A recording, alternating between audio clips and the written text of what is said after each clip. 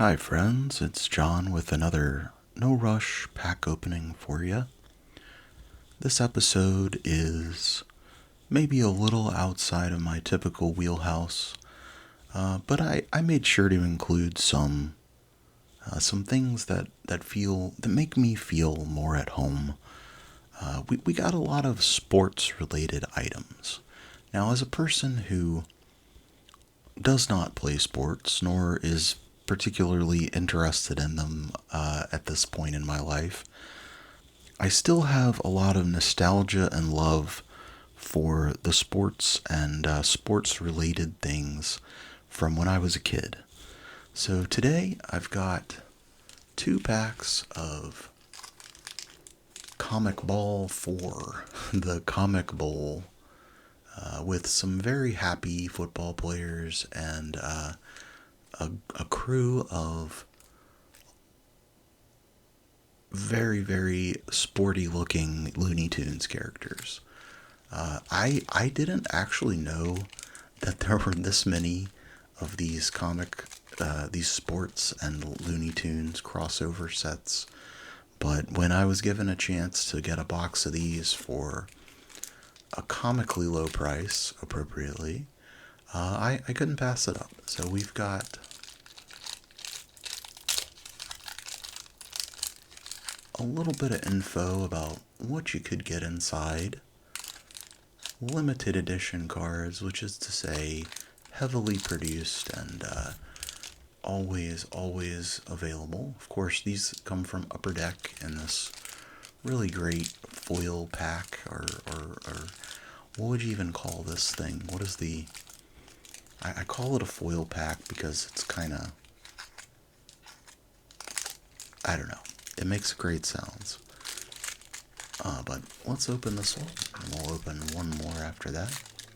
So let's get in there and check out some of our favorite Looney Tunes characters.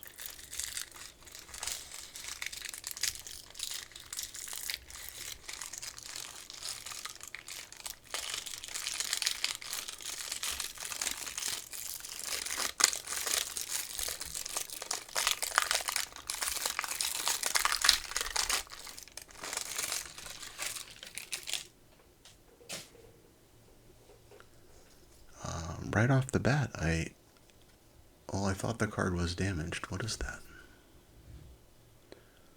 It looks like someone's ear maybe or something. Okay, well, and does it matter? I guess they're all different directions, so I guess we'll just go as we go. These fans are the worst. You think you can do better, Carrot Breath? Go ahead. This one is also titled Crowd Control. This is Crowd Control to Daffy Duck. Oh, we got a great little halftime performance from Bugs, and let's see if it says who this guy is, because I don't even really want to guess. Jerry Rice? I actually was going to guess that. You won't believe me, but I was going to guess Jerry Rice. LT, let's do it again. And this time, I want to feel Marvin's head go into the ground. Poor Marvin. We got a duplicate. Hopefully, this is one of the expensive cards in the set. There are no expensive cards in this set. We got Halftime. It's Jerry again. I bet it was a lot of fun doing the photo shoots for this, where you have to... I wonder if they actually had little cutouts of the Looney Tunes characters, or if these poor football players just had to imagine that they were there. I hope Speedy can kick. He's never tried it. Speedy, that little mousey kicking off? I'll hold. I think that implies that Sylvester's gonna eat Speedy Gonzalez. So far, it seems all of these trivias have to do with football and not Looney Tunes. Got another huddle shot here. It's interesting that they're so similar to each other.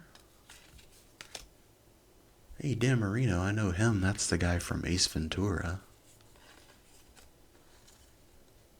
And we got the Roadrunner. I don't know how he's going to catch the ball, though, unless maybe you have to put a little bit of bird seed on there, and, maybe he'll eat the ball, and then reproduce it when he gets to the end zone. Okay, got one more pack of these comic ball cards. There's the front, just like the other.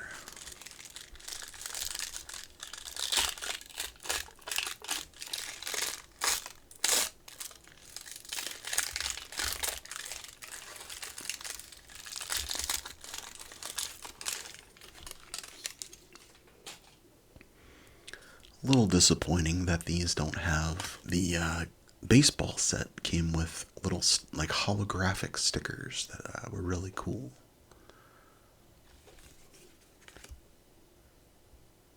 We got halftime. Who is this man? Does it tell us? Thurman Thomas, is that you? Let me know if you're watching, Thurman. Well, I guess Lawrence Taylor's gonna be in. Oh, nope. Nope, he's just related to this one. We have, I say Foghorn Leghorn as the referee.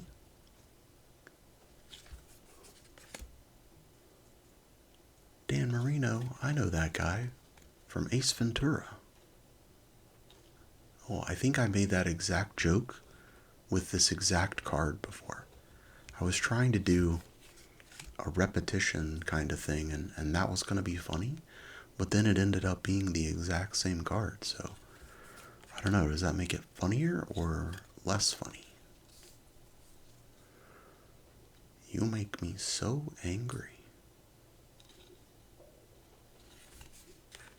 We got Elmer Fudd. Just inherently hilarious to have Elmer Fudd as the announcer. Doesn't even have to say anything. It just makes me laugh to think about it. Well, that's okay. My little pal of mine is itching for some action.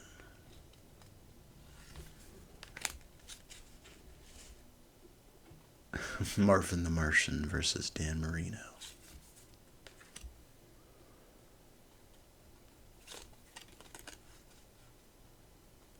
We are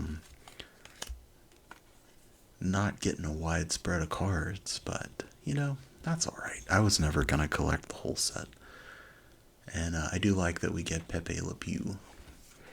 Maybe he would be a good one to run the ball, since no one would want to tackle him. So next up, I have a definitely extremely old pack of Babe Ruth collection. I said that as a joke because obviously these aren't very, very old Babe Ruth cards, but at this point in time, 1992 is practically elderly. I don't remember where I got these Babe Ruth cards, but I've had them sitting around the house for a little while, and it's about time they started earning their keep. We got some rarely seen photos. We got Babe talked about by his daughter, President Bush, and teammate. We got all kinds of information.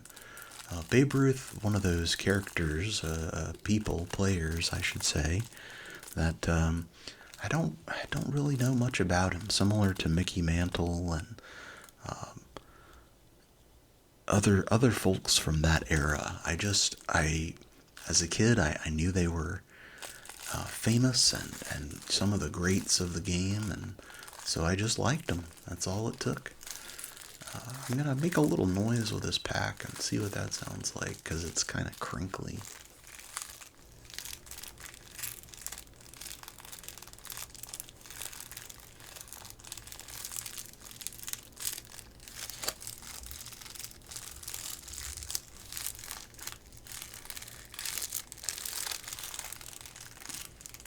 Alright, enough of that. let's see what the rest of the cards in this pack look like.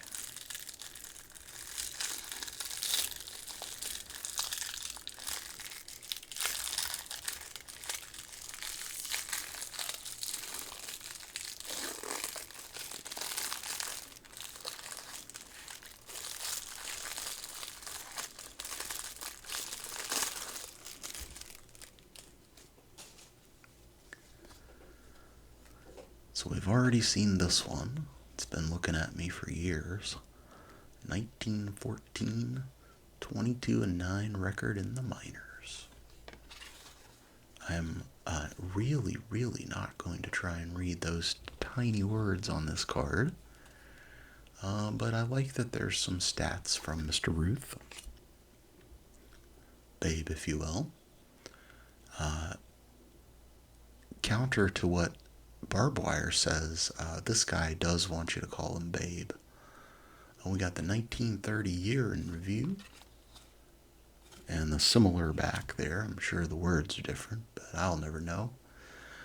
World Series, the Yanks sweep the Cubs.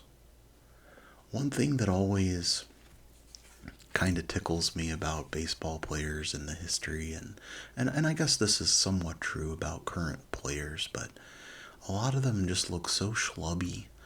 I know some of that has to do with their uniforms not fitting as tightly as modern players and all that, but it looks like a game that you didn't have to be in peak physical condition to play at the height of it, you know.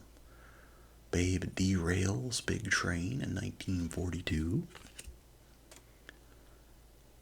Last time on the mound. I forgot he was a pitcher at some point. That's kind of crazy. A guy who's kind of known for being a great hitter, I guess. The Sultan of SWAT. We got the Bambino with Lou Gehrig. That's cool. Neat to see him in clothes other than a Yankees uniform. We got the Bambino. Got him with a ridiculous party hat on, celebrating with the children of the Ruth family, I assume. And our last card is another candid shot, being remembered by Mark Koenig. I guess that's the player that he was on a team with there. Pretty cool that they found that guy out there and asked him about his thoughts. So I couldn't go an entire episode without something at least a little bit gross. So I got another pack of these awesome All-Stars cards from Leaf.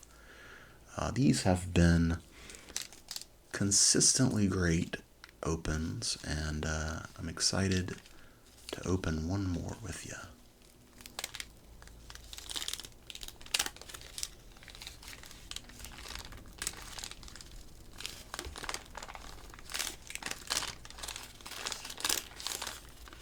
We do have some gum. The only gum of the opening is attached to the front card there. Let's see if we can get it out of there without causing too much damage, both to our psyches and to the card. You know, it doesn't feel so good. I think we might be sacrificing Scott Scooper to the gods of gum. Yeah, it's not as bad as some that we've had, but we did lose just a little bit of the art on the front. So we have Scott Scooper, as I said. He's going to eat not just the ball, but also the ground it's bouncing over.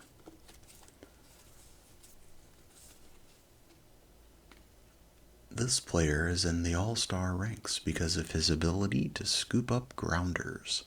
He is so good at it that he doesn't even use a glove. He does, however, complain his toothpaste bill is too high. Peter the Pounder. Doesn't seem fair for him to be able to use that many bats. Bob the Bomber, kind of looking weird heraldish there with his eyes through the hat. This pitcher has one secret pitch no one can hit. If there's a full count on the batter, the next pitch he throws is the bomb. This pitch blows up the batter completely. Freddy Fats. I wonder if it's this guy or this guy. And finally, we have Gavin the Goof Off. My name is not Gavin, but I feel like that would have been me when I was playing baseball. Even though Gavin has 4 eyes, he has a tendency to look away just as the pitch is thrown. This is terrible for a catcher, but Gavin has so much to see.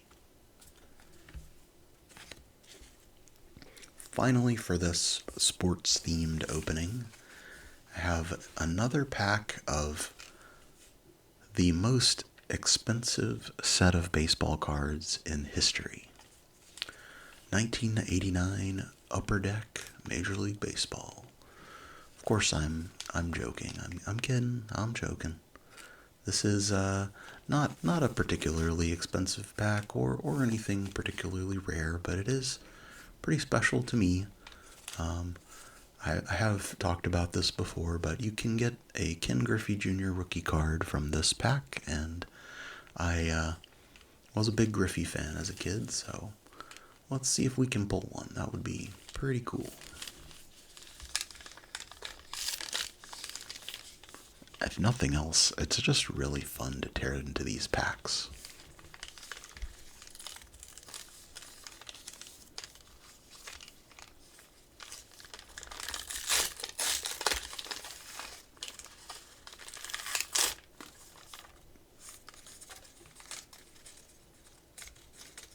I already see Nolan Ryan.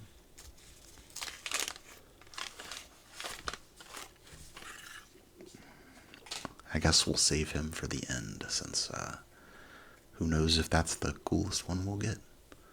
So we got Don. We got Rafael Palmeiro. I've heard of him. The backs of these cards honestly look fantastic. That huge wide shot just looks great. Yeah, I mean, Gary Gaetti, Kurt Stillwell, Mike Gallego. At some point, we will be ambushed by little holographic stickers. Bob Kipper, Felix Furman. There they are. So which stickers? I already see the Oakland Athletics. And we got, what is this? The Yankees. Okay, cool. Would have been pretty happy with those stickers as a kid. Dave Righetti. We got Sandy Alomar Jr. I've heard of him. And this looks like this is a rookie card. So I'm sure that means this one is worth 70, 80, maybe even 90 cents. Roberto Kelly. Whoa, Storm Davis. I didn't know that was Storm from the X-Men's last name. That's cool. We got Brady Anderson. We're starting to run out of chances here. We got Jesse Orozco, and then I think we only have one more unknown card before we get to that Nolan Ryan that we already know is there. Matt Noakes and Nolan Ryan. At least we finished it out with a pretty cool one, especially interesting to see Nolan in his Astros uniform. I know I was mostly used to seeing him in the Texas Rangers. Is that the team he was on for so long? See, I do have a little bit of baseball knowledge. It's tucked away behind hundreds of action figures and trading cards and video games and other foolishness. Well, that's the last pack to open for this episode. I think my favorites were still these slightly disgusting, awesome All-Stars cards, even though one of them was slightly destroyed by the gum. I hope you had fun. I sure did. And I appreciate you sticking around for the entirety of my video. Until next time, I hope you have a great day, and let's all be cool. And I'll be back before you know it with even more cool stuff.